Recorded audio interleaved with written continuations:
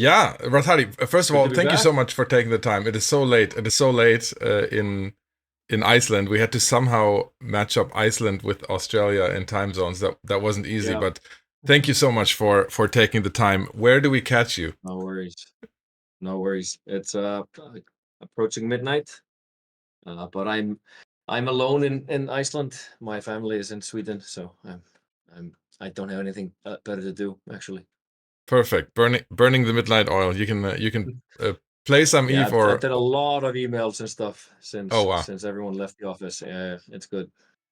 All right, you're welcome. See, I'm making you more productive apparently. Yeah, yeah, you're helping me. Very good. So obviously we have a million questions, and probably just I want to jump in on the communication side because one of the big things that we've seen recently that has changed or has changed from the view maybe of the player is that we saw a, let's call it a barrage of dev blogs in the last week or two about mining, about monetization, a lot of the technical aspects. Is that a coincidence that they all come now, or has there been some shift in the communication strategy about EVE Online? So there's two parts, I would say. Um, we have been trying to figure out a way to kind of have something in between expansion and Capsule Year Day. And we've really thought that February, March is a really good place for kind of tacky stuff, what we call EVE Evolved. And it just happens to be a really good batch this time around. Mm-hmm. Um, we had lined up the ESI things that we've already talked to you about at the CSM summit, but it's kind of like a low risk time for technological testing, mass testing, etc. Before they get it out, before the expansion comes out. So there's no kind of catastrophes or consequences on the actual rollout. Mm-hmm. So we have been thinking about having February basically a kind of an Eve evolved beat, and this is a really good kind of test for that. If it's graphics, it's updates to the engine, or they're like, yeah, like the ESI. I hope to have more news all the time about the ESI, but it's a really good time for that. Um, the second part of the communication is basically something that we've always wanted to do as well. We had a test in September, a kind of like an in-between patch between expansions, so kind of pre-expansion, August, September kind of time zone, where we would focus more on meta balance tweaking so that we wouldn't confuse that with the expansion itself. So kind of prime the expansion, but also fix some of the last expansion in that beat. And this is kind of like a formalization of that, this March uh, beat that Okami talked about. So we're also practicing how to talk about these things as well. Like how do we informally start talking about them, um, and kind of start making this maybe a habit. We're still testing the waters, but this is something that we're very interested in doing. On top of that, we have the narrative storyline that's happening, the Drifter Crisis. So it's kind of like a perfect storm of this all happening at the same time. But it's exciting. There's a lot of stuff in the patch that we can't wait to talk about and show you actually. And what are your thoughts on the response to the dev blog? I mean, I get responses from the community, from the CSM. So I heard a lot of things, and to me, I have a very strong opinion about it because I think almost every transparent communication is good communication. But are you happy about it? Like, what did you learn from it? So we're very happy about the communication around the dev blog. And I think we've confirmed what we thought is that we should be more open, more honest, more just like kind of not honest, but just like vulnerable, let's say. Let's talk about the things that we're able to do, the things we're thinking about, what we want to do. Um, it's it I think it's a confidence issue for us. I think it's really hard to kind of be vulnerable when there's negative sentiment, or you kind of like you're just fearful to go into social media. and that's something that we're trying to kind of break through as well. So we basically started with Okami. Okami is fresh blood in the organization. Just kind of like wanted to try. Some people have tried and been burned, but like he tried and people took it well, and it's kind of the CCP that I remember a lot, kind of just being like bullish on forums and etc. But I think things have changed a bit. I think the internet is more split, more toxic than it used to be back in those days, so and more unforgiving. But we're really willing to try. We really want to make this work. We really want to talk about the future, not just every fan fest. We want to be able to talk about roadmaps, etc. But we're also kind of burned by promising and under delivering. So we're kind of like in this moment now that we know exactly what's going to be an expansion. We know what's going to be in the beat, so we're confident and we can talk about it. We're not gonna like drop the balls on the way. It's gonna be fine. So now is kind of like a moment that we say like, okay, maybe it's a new time, new age. That's really good to hear. I personally loved the blog. The level of detail was something that I think I would have been dying to share if I weren't under NDA from the CSM discussion. So it was great to see that being shared with Yeah. the community. And if you believe Reddit memes, CCP Okami is somewhere between the Yeah, more Messiah the and Jesus. exactly. So yeah, if he's hopefully he can keep it going at least at least Yeah, I think at half that rate. He'll be fine. we're there to support. We're there behind him. But no, it's basically something we want to try. And if we can start doing this more, we'll do it more for sure. That's fantastic to hear. So the one big reason that people were yearning for a dev blog on mining and the economy was the high mineral prices and the, let's call it, state of mining currently. However Yeah. you look at it.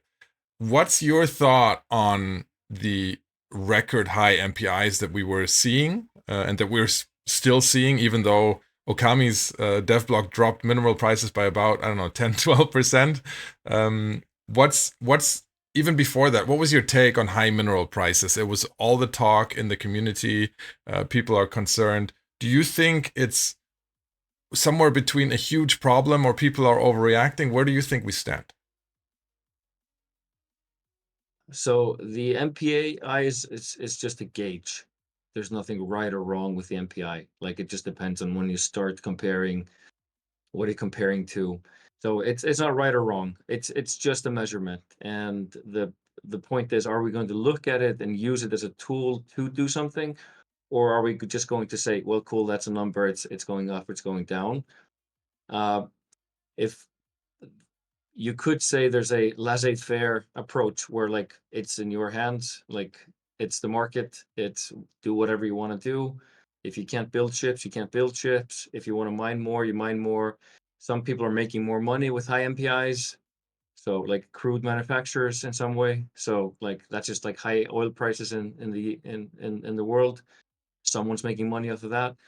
Um, I'm I'm more, and Okami as well, on kind of like, okay, it's still a game. It needs to be fun. It needs to be like we want there's things that like need to happen. It's not necessarily a realistic simulation of that. So we want miners out in space. We want people building stuff. We want people building capitals and want people blowing up these capitals. So the MPI should be a tool for us to manage those experiences and those kind of like results, and we haven't been doing it really in that sense. But it's a gauge that we look at every time and think like, okay, is there something wrong? We look at the faucets, etc. But I think since Equinox or pre-Equinox, we have been just dealing with again a little bit of a confidence issue from the team, or like just for us, let's say, as in we were being just overly cautious on Equinox, like really setting up like the purest foundation, because the foundation is and was supposed to be flexibility, like the ability to customize your own space, to be able to get Veldspar if you wanted Veldspar, to get something else if you wanted that, but like not abundance on the first level. Like anything that you wanted to trade or like customize, you'd have to do an actual trade off. So you trade workforce or energy for those things, and then they would have an intrinsic value because you're trading something known for something also known, but it's valuable to you, not necessarily market price. So that's the fantasy, and that's what we're still delivering against. But we were just too careful in the first iteration. Like that's clear. And Okami goes into all that. We did patch up in the September release. We added more minerals, we added stuff, and said, okay, let's measure that. Let's see. But the plan has always been to, in this spring expansion, to add more minerals, add like upgrades, more options into Solve, etc. So we were in this kind of, should we wait and see, or should we do something? And we said, let's just do something. Let's just make a big step towards it, and we'll then just balance whatever comes in Solve upgrades in Equinox, post Equinox, the next expansion, when that hits. Let's just have the confidence to do that. And we're doing that. But there's a part of the equation which is basically tedium. It's just like too many clicks, too many things, too many jumps, etc., which wasn't really meant to be a part of like any kind of nerfing or balancing. It was way more like a cinematic experience type of feeling of being in space, which kind of on top of the cautiousness came off as like another nerf, but the intent was absolutely not nerfing. It was more cinematic. The same thing with the bounty, like warpins. They were supposed to be cool, not like bad in that sense. So we're figuring that out. But I think we will have a really good solution in this major release about mining Yeah, and going forward. that's March 12th that That's you're March referring 12th. to. Yeah, that's March 12th. Can you go into a little bit more detail as what we're expecting? I mean, Okami again. Okami outlined it very well, but maybe not everyone has read it. From your point of view, from a game director point of view, what is your expectation and hope from the March 12th patch? Bigger rocks was kind of like the main. Ah, now you're taking my Just talking points. Great, love it. yeah. It's just bigger rocks. Like it unnecessarily small, I think, for the sake of it. I think Okami had the kind of analogy of, okay, we actually put more money in, but we put it like scattered around in like coins instead of dollar bills or $100 Mhm. bills. It's kind of like that. If you calculate the value of the anomaly, it's actually meant to be higher than the previous ones. So I think that just kind of, let's say, flew past. People also, they were experiencing these mining cycle ticks, kind of like, oh, it doesn't match up. You have to cancel a cycle to maximize it. Just like adding more clicks per minute for the same value. But none of these were really, they're kind of a perfect storm in this. None of these were really planned to have an economic effect. They were more just kind of like, Mm. let's spin it up a bit. But I think we're like reverting a lot of that. At least we want to have like, they make it look nice, but also feel better, and that's going to be a big part of it. Can I go back to Equinox real quick, because you and also Akami alluded to one or two things that you maybe wish you had done differently, or maybe weren't as careful about, or now that you know the impacts that these graphic changes had on the player base or on the public perception, you would have done something different. Just strictly like economically speaking, on the resource availability and flexibility side, do you wish now that you had gone into Equinox saying, okay, let's open the faucet up a little bit more, or is this generally careful approach still the right way to approach things from your point of view? So people have asked, do you want like will we never oracles again? Like, are we so burned by that? Like, we'll never have that again. And I think the message from Okami is, and from all of us is, of course we want capital mining. We just don't want insanity again. So we're like always on the careful, cautious side. The fact of the matter is that we wanted to have Equinox. The stated goal of Equinox was 120% or like 20% improvement over status quo pre-expansion. Not all the way back, but take the status quo and say 20% if you have your sovereignty upgraded in the Equinox soft. That was the stated goal, and there's paper trail there to prove it if you want. But it basically didn't end up that way, just due to this complexity. And I think it's a really hard thing to do. But maybe we were just too ambitious because on the graphic stuff, because it's still a game. It's just not just math. You want to elevate stuff. You want to do something better. You want to make things look better. That's why Eve is still alive, because it's been evolving over time. It doesn't look the same the way it looked 20 years ago. So I think we always want to evolve the art, the audio, and sometimes there's just going to be a clash between artistry and math and analytics and data. It's still a game. It's still something that's crafted by people. It's not a computer. But we are going to buff it, and we're going to give you more customization choices in the expansion. That's the long and short of it. Great. We'll get to the expansion in a second. I have one more question about Equinox, and Equinox also brought us Metanox moon mining along the way. Can you? We've discussed a lot on this channel as well of the positive and negative implications of that. Okami talks a little bit about the maybe not intended side effects because of pyrite pricing, for example. But overall, are you happy with Metanox right now where it is? Do you have and a little bit of a loaded second question, do you feel like it takes people out of space too much because it's too popular, or is it fine where it is right now? I love the concept of the Metanox.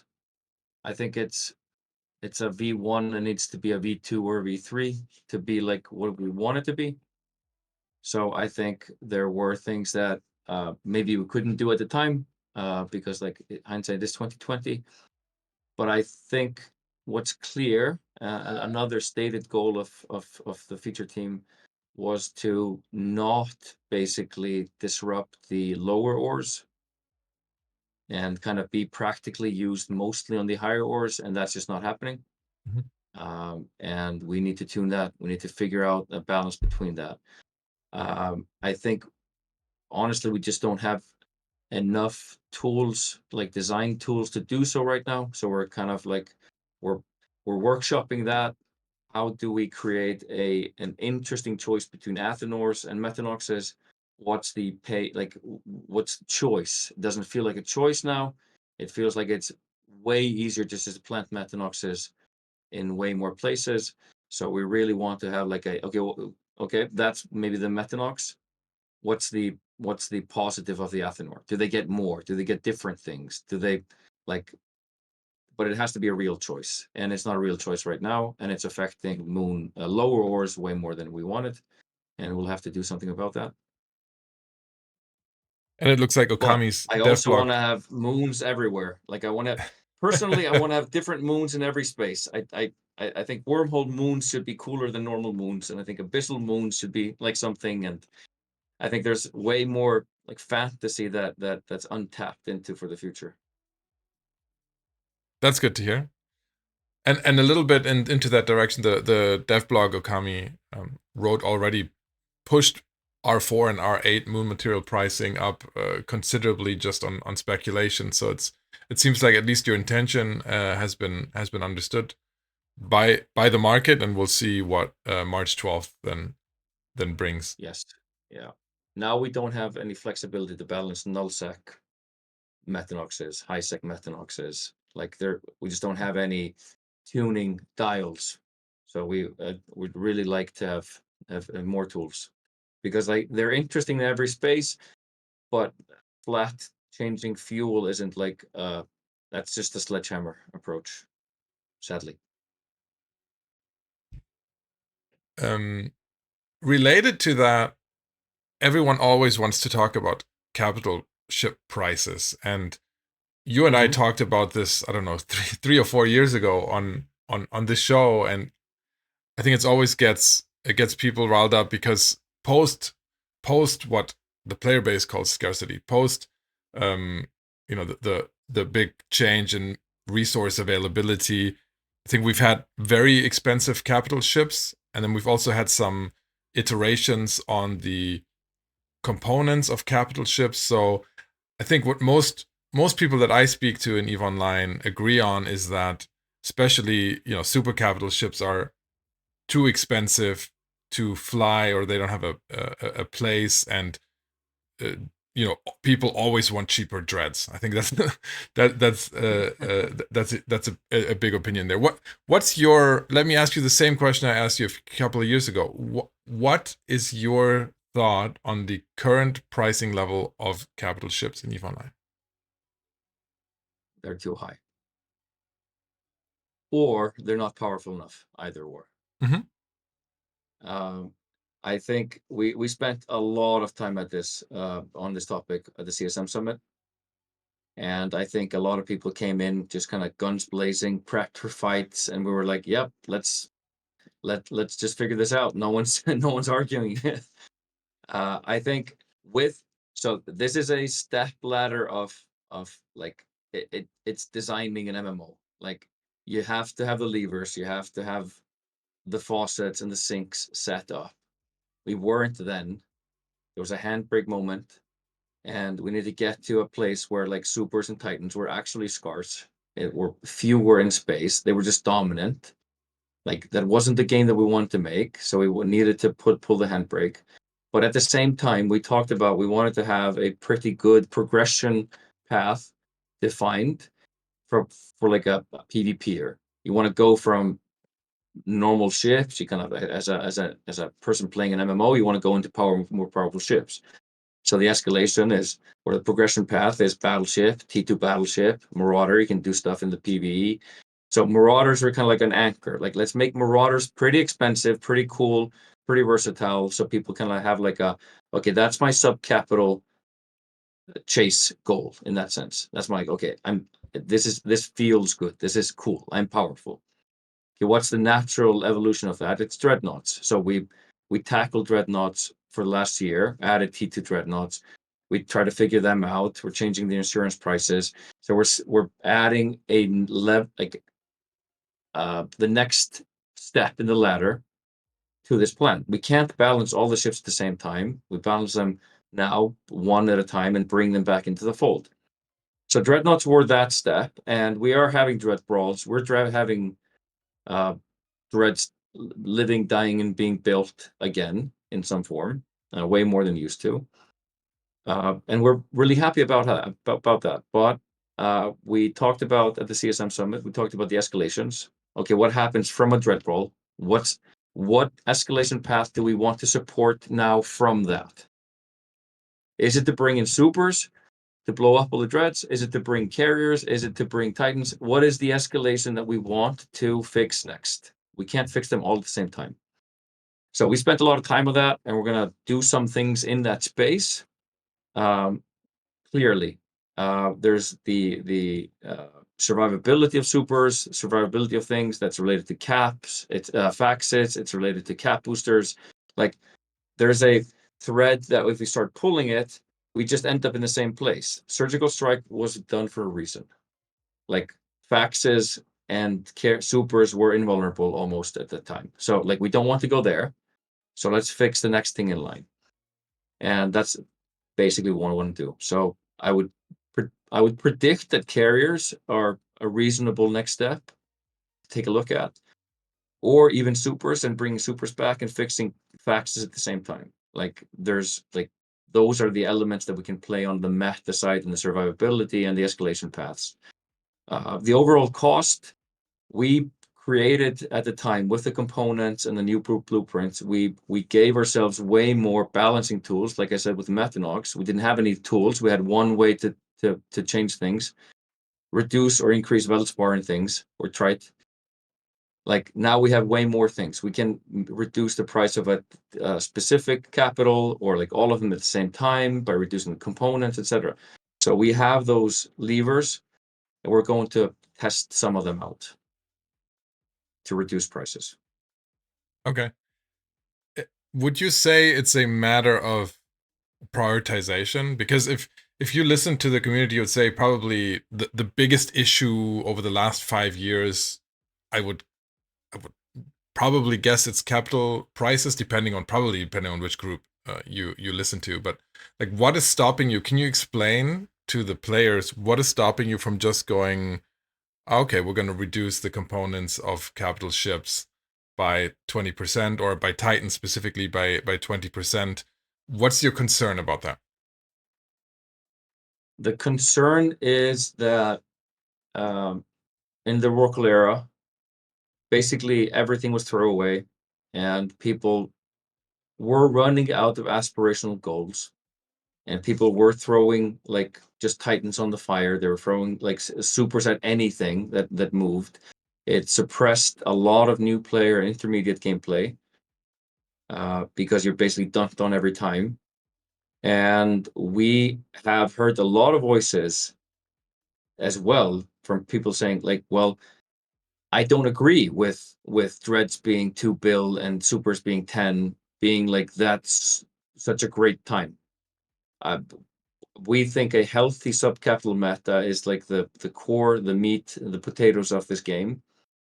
And carriers capitals are escalations. They're cool, but they're not rare, but they're not common, because otherwise everything becomes common and everything becomes kind of like mundane. And that's absolutely something that was happening during the blackout. These were the blackout and drifter attacks and all of these things. These were meant to create chaos, but maybe in a bad way, probably in a bad way, like kickstart something that really felt was kind of just dying of boredom. So a lot of that came from that feeling of like people are just losing motivation to log in, because why bother? I'm flying the biggest ships. I can lose them. Nothing happens. No, I don't care. That's kind of the worst thing to be in an MMO, like not caring.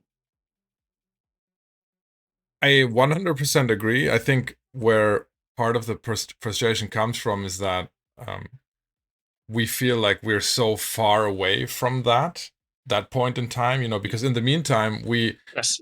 because it's not just like, for one, Roracles were nerfed in itself, right? So that, like, even going back to that point in time is not possible with the current state of the Oracle. But then on top of that, there are much fewer minerals to be mined efficiently, Yes. or. So I think it's a viewpoint on where are we on that scale. Wouldn't you agree?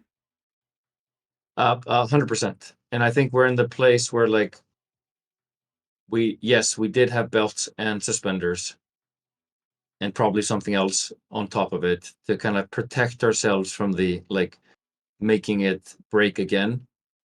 And I think maybe we could have acted a little bit sooner, but we needed Equinox Foundation to be able to say like, okay, we have the levers to control these things. We have the levers to control how many sub upgrades, T1, T2, T3s, because we didn't in those days. It was too infinite. The supply was too infinite. And we had infinite oracles and infinite. Yes, there's a compounding part, and now probably we're compounding in the other direction. But now we are going to release the vents. We're going to release the minerals. Okami talked about all kinds of mining fantasy things that we'll kind of explore more at FanFest, of like where can we take capital mining, what is a Oracle site, what's the desired experience for Oracle? Does it have to be the same as a normal mining ship? Could it be more aspirational than even that? I think we're more than willing to deep dive and go into that and just like blow that space up in a fun way. That's very encouraging to hear. Thank you. Another thing that is that people are talking about and they care about is the Plex price. So the Plex price has gone up significantly for various reasons. I mean, clearly a sub price increase is going to put more pressure on Plex pricing, or new Eden store sales that you need Plex as a currency for, or various other things you have implemented like Skinner that require Plex as a currency. Mm-hmm. Is there a point where this becomes concerning to you, or where you try to manage it more? I mean, you have levers with, you know, putting on sales and everything, or determining the sub price, but is there a point where you say this game is not should be you should be able to pay with Plex to play this game? It becomes too expensive, or what are your concerns with Plex price? So there's a few angles. Plex prices are the least of my concern on the free market. It's kind of like where I would say I trust the market the most, because it's basically, it's not really gameplay. It's kind of secondary or access to gameplay in some way. It's not like a ship price or something else that you use to fly in space. So I feel like that is the strictest player-to-player contract to me is like Plex. It's completely in your hands. Like, what do you want to do with it? And I think our offers are not related to Plex prices at all. They're way more how you price offers in stores, and there's a cadence, there's targeting, there's people who are like, you know, consistent users of Plex. Like it's kind of like, it's way more normal marketing and normal business how we run offers. We don't say we've never said in the last 5 years like Plex is too high, let's do a sale. Like that's just never happened. So we don't try to manipulate the price. We let it be in your hands. The levers that we have are added supply through just in-game activity, which we have been adding. We wanted to democratize Plex, so by giving people actual Plex in the air daily goals, and we have been experimenting with that, because I think I would like a healthier price kind of establishment, if it, like what's called a like a no, I can't remember the word. There's like a healthy market price that comes from a true market that's not manipulated, and it's the best estimation of supply and demand, which I sometimes worry that there's bigger market manipulators behind the scenes, kind of dictating prices more than anything else. But that's still the market. That's how the market works, and we're not interfering with that. But the way to kind of democratize that would be to just give everyone, you know, more Plex so they can trade it, and then they create a healthy kind of like, say, run at the Plex price in some way. So I'm firmly on the kind of side that that's going to work eventually. I think I just want to make it more common to use Plex. But I think it's also pretty hard to find Plex sometimes, especially for new players who haven't bought Plex before and they just want Plex to do something. They don't realize that the only healthy market is in Cheetah, and it's kind of like probably stopping them from learning how to use. But I think it's not something we are really concerned about, but we monitor, I'd say, because So we also have inflation and prices. I have my own kind of like GDP calculations behind the scenes of like the actual minutes to play to earn a Plex. That's fine because of all the inflation you can see in the MER. So like the time to earn Plex isn't that much off the good old days if you think about it. oh, absolutely. Let's talk about that side of the equation. So, you know, inflation. I have been saying this on my show for a long time. So I think that we have a money supply issue right now. I think we're injecting too much ISK into the economy, and we've talked about that on the CSM, so this is not new to you, that some of us think that way.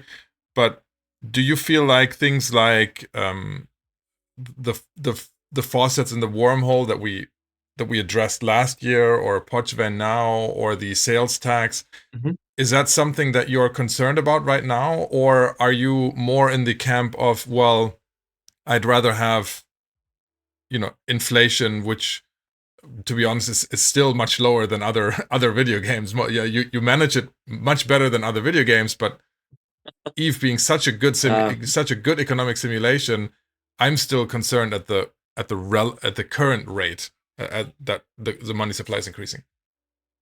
I would say the current rate of nullsec bounties, for example, is kind of a band-aid on the sentiment of nullsec in some way. Yes. Like it wasn't the healthiest way to solve the problem, but it was a way we had to kind of like in some way placate nullsec and saying, okay, at least you're making money in that sense, which is kind of just pure cash injection and inflation driving for sure.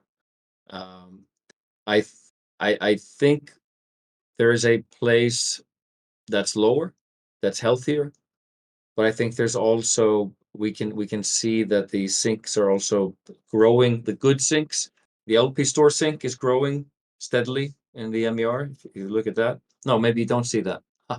Maybe I'm talking about my own reports.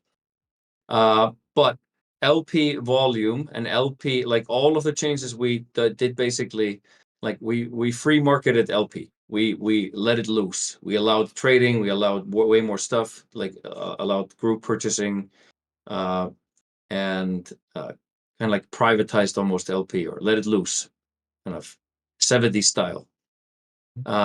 And it had a great effect on that whole economy, like massive effect. 5x volume of LP in the economy, LP stores like full of activity, way more LP items being used in the game. So we've seen that create a really healthy ISK sync that is maybe not visible in MER. I read my own more than the LP stores external are. one. You can see. Yes, yeah. So basically we can, and that's that's the best part. You have a trade aspect of it. You have like intrinsic value. You have a secondary trade aspect when you sell the LP items. Like it's really good. So I actually want to do way more healthy good sinks than kind of like more injections, let's say. So I wouldn't expect like things like bounties, incursions, corporate reward payouts, and like all that stuff to be kind of. I wouldn't expect it to grow in the future. It's way likelier to be curbed a little bit.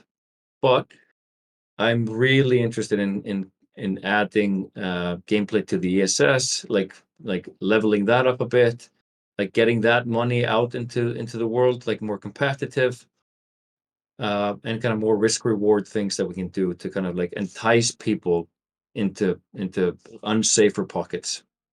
But safe grinding is like my least favorite. I hear you. Switching gears a little bit towards monetization. The last monetization dev blog hinted, as has happened before, but hinted as it might be possible in the future to again buy ships directly through packs in connection with Paragon missions, so ships that people may have previously turned in that are then sold back to the player base in packs. I think that we at the CSM, we are heavily against selling ships, even though you could argue that these ships have been built and being sold, but as a signal to the community. And I think I'm going to go on a limb here, but I think, I don't know, 95% of the player base is really triggered by something like that. Is this something, like, first of all, what's your take on that? And second of all, if you still want to go ahead with something like that, don't you see this as a huge risk with very little reward?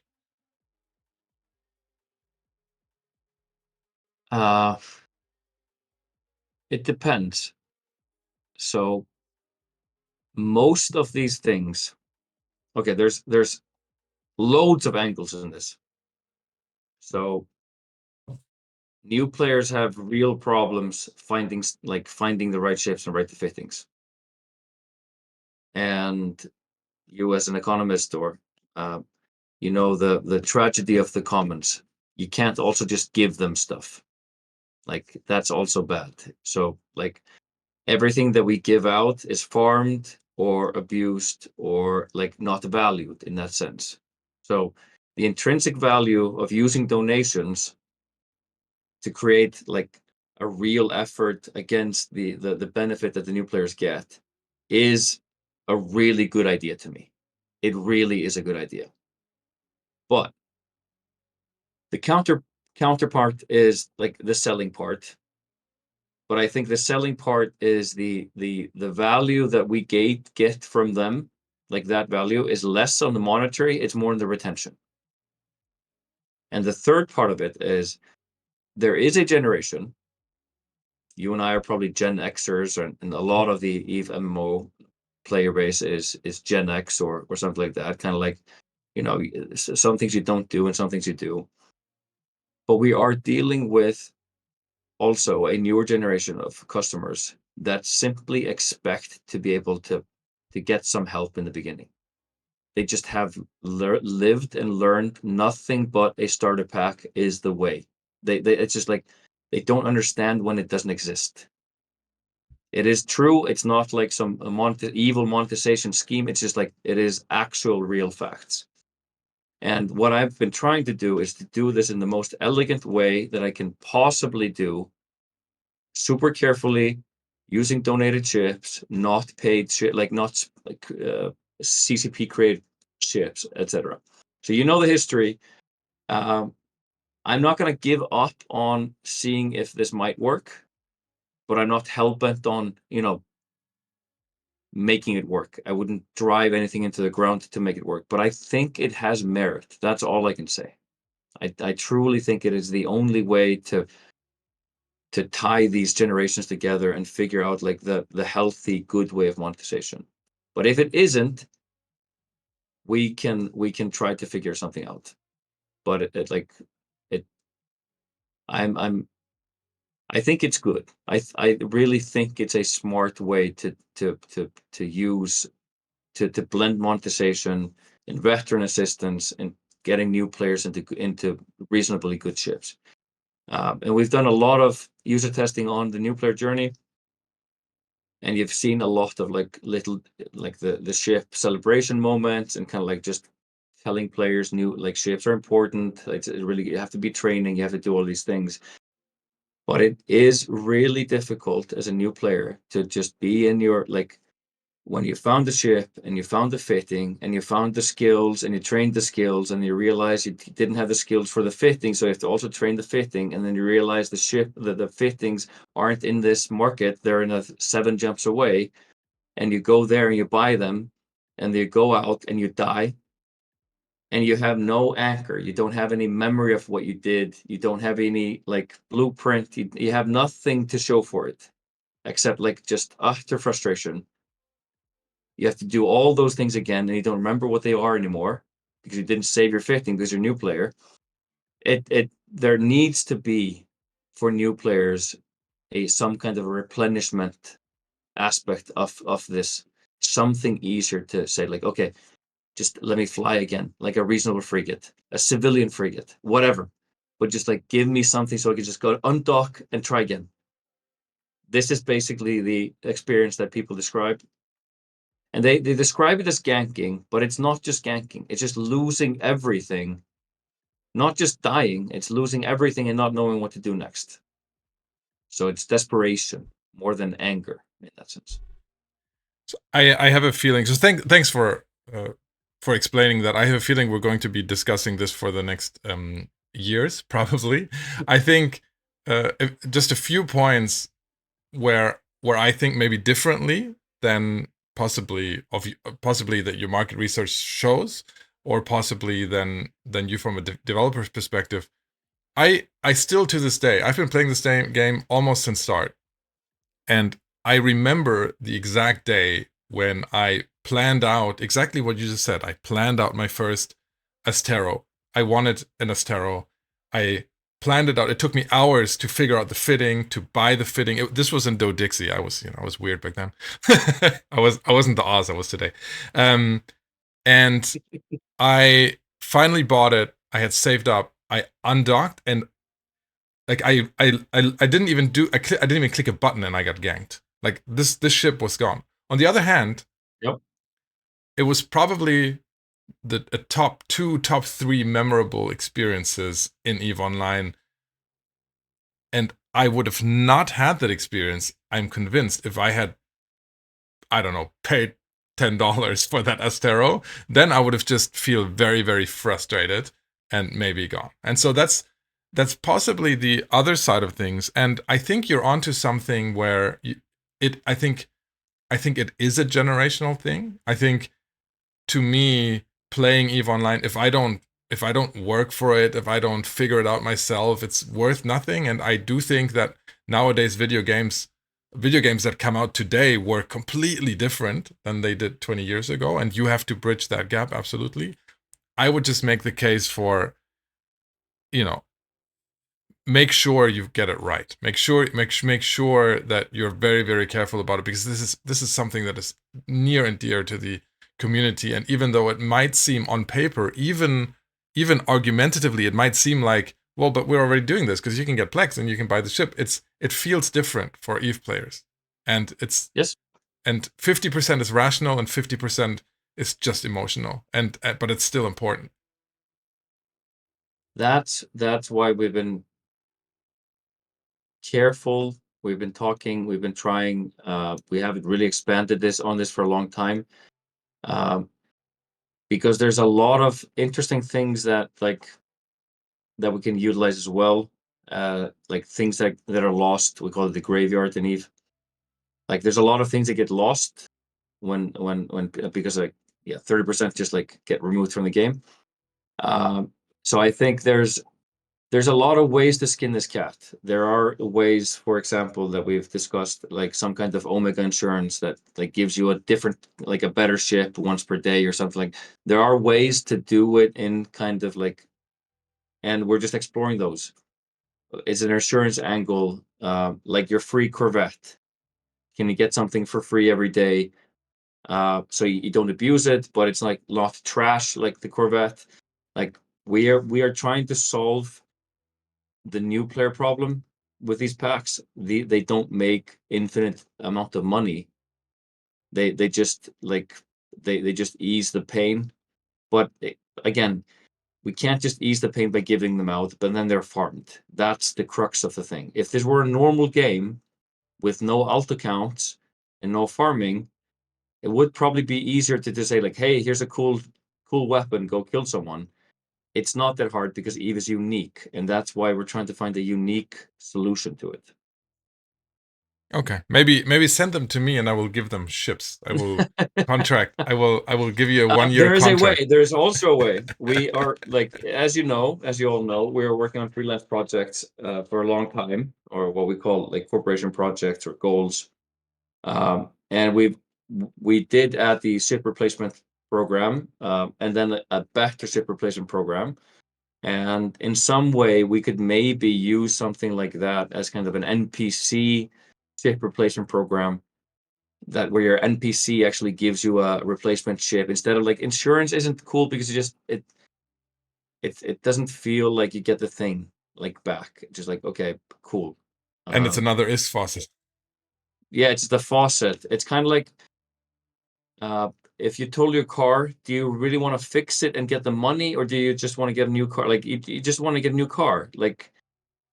Even if you could theoretically fix it for less, I just, it's a hassle, and it's a nice faucet. So I don't like the insurance idea at all. I like here's another ship, the same one you were flying, so you have that memory, and you have a learning moment. So maybe an NPC freelance project ship replacement program can work in this way as well. If it's tied to Paragon. It would absolutely be a Paragon insurance type thing for sure, like 100%.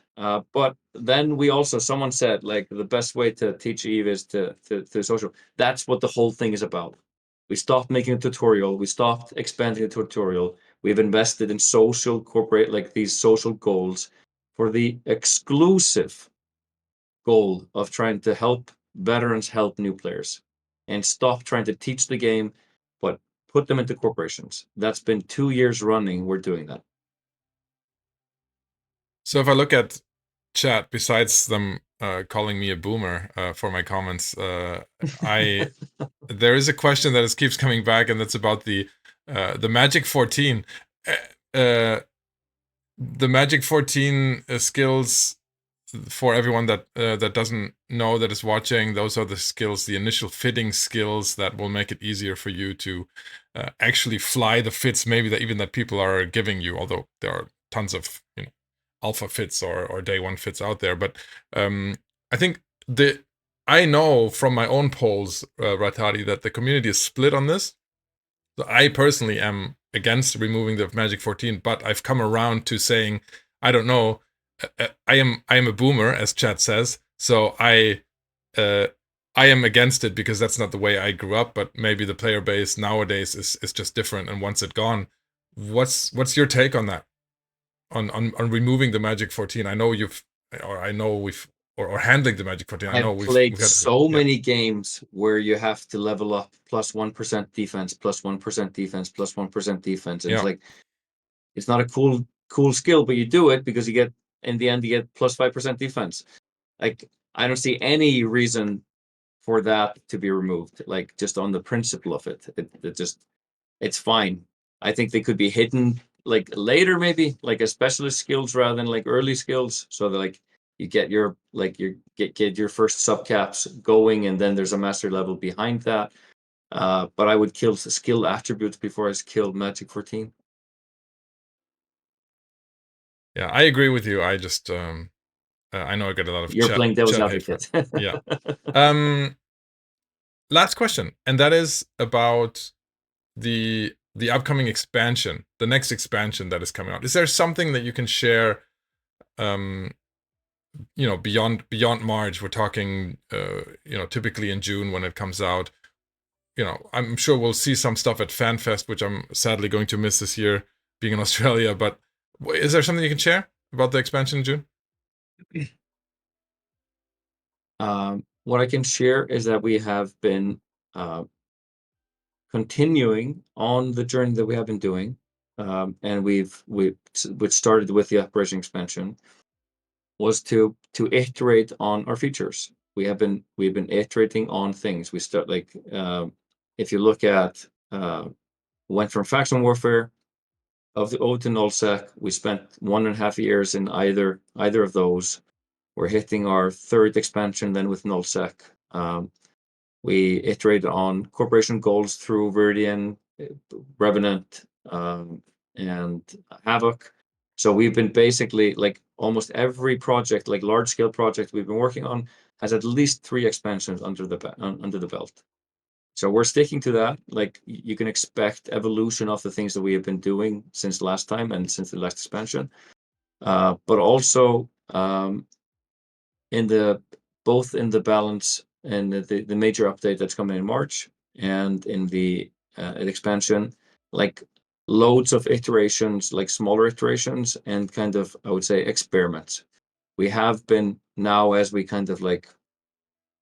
are in the final stages of some of these projects, like longer term projects, we're kind of having more time a bit. And that's why you also have the space to do this major release, or major update, is to do like a meta change and a mining change, etc. Because we're kind of like, okay, we're actually getting better at doing these projects. We know the technology better. We're moving faster. So we have earned like a little bit 20%, 30% extra time to do these little things. And you can expect like more of those. For example, PI, like that would never have happened unless we had like momentum in the teams. You don't have time to also fix PI when you haven't solved your like day-to-day job. but like these are coming from kind of what we call opportunities, where we sample from Reddit, forums, CSM. We just sample a lot of ideas in, validate them, and kind of let teams pick from these and kind of deliver them when they feel like. So there will be a big part of that in the next expansion, but like a lot of more in what we already been doing. So expect sovereignty upgrades, more flexibility, etc. Capital stuff. One thing that I'd like to talk about, like force projection, we talked a lot about it at the CSM.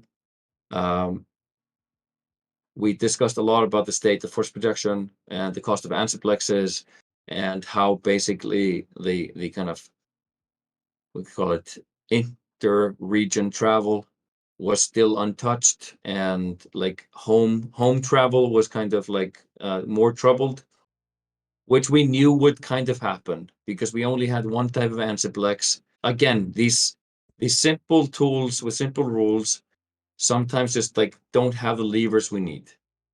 So we need to innovate a little bit on the ansiplex side. Like, are there more types of antiplexes, long, short, whatever? Like that's just like that's where our headspace is at, like solving those problems. But the good thing is that the CSM came to us with a really good proposal, like a baseline for a longer term roadmap. And at the CSM summit, we really kind of we spent endless time on that. And I thank the CSM for actually doing a lot of the like homework of pre-alignment within the CSM before they brought it, because otherwise it would have just been killed in the first meeting. But there's a lot of, well, not convincing, more explaining, and we have a really good thing we want to do, and we'll talk more about that at FanFest. But we're also taking simple steps on that roadmap soon. Great. So we're looking for more news at FanFest. We're looking for more dev blogs. Keep them coming, Rattati. Keep them coming. Love what's going on there. Thank you so much for taking the time late in Iceland. This has been very informative. I think lots of new Good. things. I hope so. New content for the community to think about and discuss. And hopefully we'll see you back on here very soon. Yes. Keep the community or the sentiment and the feedback and like positive. That's the only way we can deal with it. This CSM was really positive. They brought ideas, not complaints, and they brought solutions, and it's much better to work that way. And we've always had more success dealing with that when with the faction warfare manifesto and all those things. It's way better to get like something constructive, helpful to baseline from. But thank you very much. 100% agree. Thank you. All right, we're going to return, take a quick break, and then I'll be back for a quick discussion. Thank you, Rattati.